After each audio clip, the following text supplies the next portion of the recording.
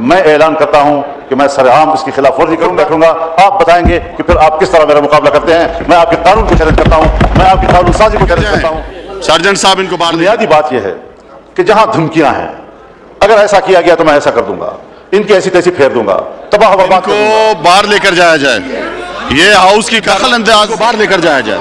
میں آپ کے قانون کو چیلنج کرتا ہوں, میں آپ کی قانون سازی کو چیلنج کرتا ہوں, میں آپ کی ذہنیت کو چیلنج کرتا جائیں باہر جائیں. پاؤ والی سیاست جو ہے یہ شاید مناسب نہیں ہے. پاکستان اس طرح کیسے چلے گا؟ آپ تو جمہوریت کو شکست دے رہے ہیں, اور جو مسلح گروہ جو بیانیہ لے کر اٹھے ہیں, آپ قدم قدم پر ان کو تقویت دیں. مولانا فضل الرحمان کی ایسی سنسنی خیز تقریر جس کے بعد اجلاس ملتوی ہو گیا. نا کیا کہنا تھا, مجھے نہ سکھاؤ شہیدوں کی حرمت اور عزت کیسے ہوتی ہے. نا نے عمران خان کا ساتھ دینے کا اعلان کر دیا. اگر عمران خان کو رہا نہ کیا تو پی ٹی آئی کے ساتھ مل کر اڈیالہ کا گھیراؤ کریں گے. اس کے ساتھ اختلافات ہیں, پھر بھی مجھے پتہ ہے تم لوگوں نے اس کو نجائز جیل میں رکھا ہوا ہے. حق کا ساتھ دوں گا چاہے جو مرضی ہو جائے. ایسی سنسنی خیز تقریر. چلیں ناظرین پہلے یہ ویڈیو دیکھتے ہیں, پھر اس پر بات کریں گے. چینل کو سبسکرائب کر لیں, بیل آئیکن کو بھی پریس کر دیں تاکہ اس طرح کی مزید ویڈیو آپ تک بآسانی پہنچ سکے. آپ کی محبت کا شکر گزار ہوں. چلیں ویڈیو شروع. ہماری توانائی یہاں پر کس بات پہ ضائع ہو رہی ہیں؟ ہم کس چیز کے لیے یہاں آئے ہوئے ہیں؟ ہم نے تو آئین کا حلف اٹھایا ہے, ہم تو جمہوریت کی بات کرتے ہیں, ہم تو پارلیمنٹ کی بات کرتے ہیں, ہم تو ووٹ کی بات کرتے ہیں. اور اگر مذہبی دنیا وہ پاکستان کے آئین کی نمائندگی کرتا ہے, آپ کے شانہ بشانہ کھڑا ہے, آپ یہاں پر اس قسم کی حرکتیں کر کے جس طرح آئین کو روند رہے ہیں, جس طرح عقیدے کو روند رہے ہیں, اور پھر ہماری توانائیوں کو تباہ و برباد کر رہے ہیں. جمہوریت شکست کھا رہی ہے, پوری دنیا میں شکست کھا رہی ہے. اور میں نے کل کی گفتگو میں بھی یہ کہا تھا کہ پوری دنیا میں جمہوریت ختم ہو رہی ہے. اب یا سرمایہ داریت ہے اور یا آمریت ہے, اور وہ راج کر رہی ہے. اس حکومت کو جعلی بھی کہہ چکا ہوں, آپ کی اکثریت کو جبری بھی کہہ چکا ہوں, اور جعلی اور جبری نظام کے خلاف اپنے جہاد کو جاری رکھنا یہ ہمارا قومی فریضہ ہوگا, دینی فریضہ ہوگا, اور انشاءاللہ العزیز یہ جنگ جاری رہے گی. آپ نہیں چیز کرتا ہوں کہ میں سرعام اس کی خلاف ورزی کروں, خود بیٹھوں گا, آپ بتائیں گے کہ پھر آپ کس طرح میرا کیا طریقہ ہے. ہمارے ملک میں مسلمان کہلانے والے یہاں پر آپ کے نائب وزیر اعظم اور وزیر خارجہ نے فلور پر میری گفتگو کے جواب میں فرمایا کہ ہم بھی تو اللہ اور رسول کو ماننے والے ہیں, اگر آپ کی نظر میں یہ اس کے خلاف ہے تو آپ ترامیم دیں. میں نے ان سے فون پر بات کی اور میں نے کہا کہ آپ نے فوری طور پر مجھے جواب دیا ہے, ذرا اپنے ماحول سے مشورہ کر کے آپ نمائندگی لے لیں, مینڈیٹ لے کر پھر آپ بتائیں, ہم ایک کمیٹی بنا کر آپ کے ساتھ بات کرنے کو تیار ہیں. انہوں نے کہا ٹھیک ہے. اس کے بعد کوئی سوال تھا اس میں کہ اس پہ تبدیلی آئی ہے اور ہمیں بتائے بغیر تبدیلیاں لائی گئی ہیں. جب ہمارا اس پر اعتراض ہو گیا, فلور پر ہم نے اپنی قوم سے کہا, نمائندگان قوم سے کہا, اس کے بعد پھر آنکھیں بند کر کے وہاں کہیں کوئی ضمیر, کہیں کوئی ایک خود اعتمادی اپنے اوپر, کبھی اپنے ملک اور قوم پر خود اعتمادی, اور آج ہم اس میں جا رہے ہیں. آپ مجھے بتائیں کہ کیا کل کی تقریر میں نہیں کہا ہے اکنامک فورم پر کہ اگر تو ان کا وہی حشر کیا جائے گا جو لبنان میں حزب اللہ کا کیا گیا. تو لبنان میں حزب اللہ پر حملہ اسرائیل نے کیا تھا, یعنی وہ فلسطینیوں کی قوت مزاحمت کو تو ختم کرنا چاہتا ہے اور اسرائیل کی قوت جارحیت کو تقویت دے رہا ہے. اور آج تک جتنے معاہدات ہوئے ہیں ان تمام معاہدات کی تاریخ پڑھ لیں, اس میں انہوں نے فلسطین کو سکیڑا ہے اور اسرائیل کو سپیس دیا ہے, مسلسل سپیس دیا ہے اس کو.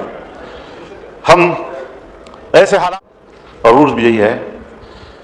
تو بنیادی بات یہ ہے کہ جہاں دھمکیاں ہیں, اگر ایسا کیا گیا تو میں ایسا کر دوں گا, ان کی ایسی تیسی پھیر دوں گا, تباہ و برباد کر دوں گا. کیا یہ صلح کی آغاز ہے؟ دنیا میں امن قائم کرنا, غزہ میں امن قائم کرنا, فلسطین میں امن قائم کرنا. افغانستان آئے امن کے لیے آ رہے, 20 سال تک اینٹ سے اینٹ بجا دی اس کی. عراق میں آئے امن قائم کرنے کے لیے آئے ہیں, عراق کی اینٹ سے اینٹ بجا دیا آپ نے. لیبیا میں آئے ہم امن کے لیے آئے ہیں, لیبیا کو تباہ و برباد کر دیا, منقسم کر دیا, آج وہاں کوئی نظام موجود نہیں ہے. اسلامی دنیا کو اس وقت اس نے ٹارگٹ بنایا ہوا ہے, اور آج اسرائیل تفتان پر آپ کے سرحد پہ کھڑا ہو جائے گا. کبھی سوچا ہے ہم نے, کبھی اس ایوان نے سوچا ہے کہ یہ پیش رفت کہاں ہو رہی ہے؟ یہ پیش رفت آپ کی سرحدات کی طرف ہو رہی ہے, پاکستان کی سرحدات کی طرف ہو رہی ہے. اور میں یاد دلانا چاہتا ہوں, ایک بار پھر اس ایوان کو یاد دلانا چاہتا ہوں کہ جب اسرائیل وجود میں آیا تو اس کے پہلے صدر نے جو پہلا خارجہ پالیسی اسٹیٹمنٹ دیا, اس میں اس نے کہا کہ ہماری خارجہ پالیسی کی اساس ایک نوزائیدہ اسلامی ملک کا خاتمہ ہوگا. سو ان کے عزائم اس کی پیدائش کے دن سے آپ کے خلاف واضح ہیں. آپ نے ان کو ناجائز مغرب کا ناجائز بچہ کہا. اس نے کہا میرا سیاسی زندگی کا آغاز اس مقصد کے لیے ہوگا کہ اس نوزائیدہ ملک کا خاتمہ کروں. ان کے ارادے بھی واضح ہیں, آپ کی سوچ بھی واضح ہے. اس کے بعد ہم آنکھیں بند کر کے دوڑ جاتے ہیں اور سیاسی قوت ہو ایک ہی جگہ پر دوڑ رہے ہوتے ہیں تاکہ ہم کسی طریقے سے اس بت کو راضی کر سکیں. اللہ کے مقابلے میں آج تم ایک ٹرمپ بت کو راضی کرنے کے لگے ہوئے ہو. اس سے بڑا شرک اور نہیں ہو سکتا. پاکستان کو اگر بچائے گا تو اللہ کے ساتھ بچائے گا. اگر پاکستان کو بچائے گا یہ 99 صفات اللہ کے ضمانت دیں گے. خدا کی قسم امریکہ نے آپ کے بنگال کو بھی نہیں بچایا, اور آج اگر یہ ملک ٹوٹے گا تب بھی آپ کو نہیں بچائے گا. کچھ خدا کا خوف کرو. ہم کدھر جا رہے ہیں؟ ایک قوم کی آزادی سلب ہو رہی ہے. 70,000 لوگ شہید کر دیے گئے, 1 لاکھ سے زیادہ بیماری اور بھوک سے مر گئے, 1.5 لاکھ سے زیادہ بے گھر ہو چکے ہیں. اور اس کے باوجود ہم ایسے صلح کو قبول کر رہے ہیں, ایسے فورم پر جا رہے ہیں جس کا آغاز دھمکیوں سے ہو رہا ہے, جس کا آغاز ایک فریق اور اسرائیل. کہتے ہیں اقوام متحدہ میں بھی تو اسرائیل بیٹھا ہے تو پاکستان بھی بیٹھتا ہے, سلامتی کونسل میں بھی تو اسرائیل بیٹھتا ہے تو پاکستان بھی بیٹھتا ہے. اگر یہ دلیل ہے آپ کی تو پھر آپ مجھے بتائیں کہ 1948 سے لے کر آج تک آپ کے پاسپورٹ پر کیوں لکھا ہوا ہے کہ سارے ویزے لگ سکتے ہیں سوائے اسرائیل کے؟ اگر بیٹھنا کسی جگہ پر کسی فورم پر وہ دلیل ہے, لیکن آج وہ غزہ کے معاملے میں صرف فریق ہی نہیں قاتل ہے, اور عالمی عدالت انصاف نے اس کو مجرم قرار دیا ہے اور یہ حکم دیا کہ جہاں سے وہ گزرے کسی بھی ملک میں اس کو گرفتار کیا جا سکتا ہے. مگر امریکہ میں بھی اس کو پروٹوکول دیا جا رہا ہے, ٹرمپ بھی اس کو پروٹوکول دے رہا ہے, اور ایک قاتل ایک فریق. کوئی ہے خدا کا خوف نہیں پر؟ کرو سب کچھ کرو, ہمیں امن چاہیے, لیکن امن چاہیے کہ بھی راستے ہوتے ہیں. ہم قبائلی لوگ ہیں, جرگوں کو جانتے ہیں, صلح کے اصولوں کو جانتے ہیں, کس طرح معاملات ہوتے ہیں. جناب اسپیکر, پاکستان پر رحم کرو خدا کے لیے. ہندوستان ہمارا دشمن, افغانستان سے ہماری لڑائی, چین ہم سے مایوس. ہم جس جغرافیائی ماحول میں گھرے ہوئے ہیں, ہر طرف معاشی ترقی ہو رہی ہے, ایک پاکستان ہے جو ڈوب رہا ہے. کیا کبھی آپ نے اپنے ملک کی معیشت کو بہتر بنانے کا سوچا ہے؟ کیا آپ نے کبھی اپنے غریب کو سوچا ہے؟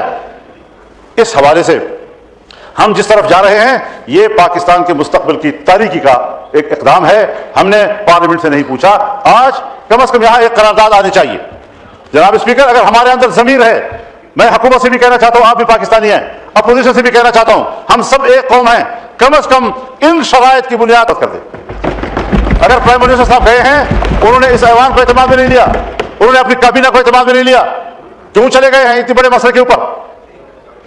آخر 1 لاکھ لوگ شہید ہوئے ہیں, در بدر ہو گئے ہیں, گھروں سے نکل چکے ہیں.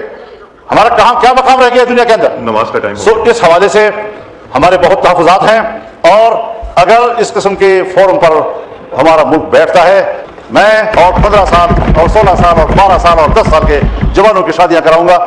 اللہ تعالیٰ ہماری مدد فرمائے, لیکن آپ ذرا مہربانی کریں, ایوان سے کہیں کہ اس طرز عمل کو مسترد کر دے, اور آئیں ایوان سے مشورہ کریں, ملک سے مشورہ کریں, عوام کے نمائندوں سے مشورہ کریں, اپنی کابینہ سے کم از کم مشورہ کریں, اور قانون سازی جہاں پر شریعت انوالو ہو کم از کم. ناظرین اکرام, آپ نے مولانا فضل الرحمان کی تقریر سنی. مولانا فضل الرحمان کا کہنا تھا میں حق کا ساتھ دوں گا. مجھے پتا ہے آپ لوگوں نے عمران خان کو نجائز جیل میں رکھا ہوا کہ میں بھی اس سے اختلافات رکھتا ہوں, پر پھر بھی میں حق کا ساتھ دوں گا. میں کوئی شک نہیں ہے عمران خان کو سیاسی انتقام کا نشانہ بنایا جا رہا ہے. ناظرین, یہ بھی حقیقت ہے عمران خان نے بھی اپنی حکومت میں کافی غلط کام کیے تھے جو کہ نہیں کرنے چاہیے تھے. آپ کو پتا ہے مریم نواز اور اس کے والد کو جیل میں ڈالا تھا, آپ نے اس کا اینڈ رزلٹ دیکھ لیا.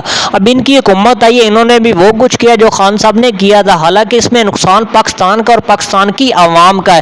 جب ان کی حکومت بنتی ہے یہ لوگ اپنی سیاسی لڑائیاں لڑتے ہیں, اپنے انتقام لیتے ہیں. جب یہ لوگ اپوزیشن میں ہوتے ہیں اتنے وعدے کرتے ہیں ہم بجلی سستی دیں گے, گیس سستی دیں گے, یہ کریں گے وہ کریں گے. جب ان کی حکومت بنتی ہے یہ اپنی سیاسی جنگ لڑتے ہیں. نون لیگ کا نعرہ تھا ہم لوگ ووٹ کو عزت دیں گے, حالانکہ 8 فروری کو آپ نے دیکھ لیا کیسے ان لوگوں نے عزت دی تھی. منڈیٹ عمران خان کو ملا اور فارم 47 کی بنیاد پر ان لوگوں نے حکومت اپنی بنا لی. لوگوں نے عوام کے ووٹ کی عزت نہیں کی. ایسا نہیں ہونا چاہیے. جسے عوام ووٹ ووٹنگ ہوتی ہی اس لیے یعنی کہ عوام عوام کا منتخب لیڈر ہو. کوئی شک نہیں ہے نون لیگ کو بہت زیادہ چانس ملے. ان کو چاہیے ابھی پرفارمنس کر کے دکھائیں, لوگوں کا اعتماد دوبارہ بحال کریں. جو ایک بار ہو وہ غلطی ہوتی, جو بار بار کرے وہ گناہ بن جاتا ہے. ان کو اللہ تعالیٰ نے دوبارہ چانس دیا ہے, چاہے فارم 47 کی بنیاد پر دیا ہے, پر ان لوگوں کو چاہیے ابھی پرفارمنس کر کے دکھائے. کوئی بھی سیاسی لیڈر ہو, کوئی بھی ہمارا دشمن نہیں ہے, پر جو بھی حقائق ہوں گے وہ ہم آپ کے سامنے رکھیں گے. ناظرین اکرام, آپ کیا سمجھتے ہیں؟ آپ بھی اپنی رائے کا اظہار میں لازمی کیا کریں. آپ کی رائے ہمارے لیے بہت اہمیت رکھتی ہے. اگر ویڈیو پسند ہے ویڈیو کو لائک کر دیں, چینل کو سبسکرائب کر لیں, بیل آئکن کو بھی پریس کر دیں تاکہ اس طرح کے مزید ویڈیو آپ تک بآسانی پہنچ سکے. ملتے ایک نیو ویڈیو میں, تب تک ہمیں دیجیے اجازت. اللہ حافظ. پاکستان ہمیشہ زندہ باد.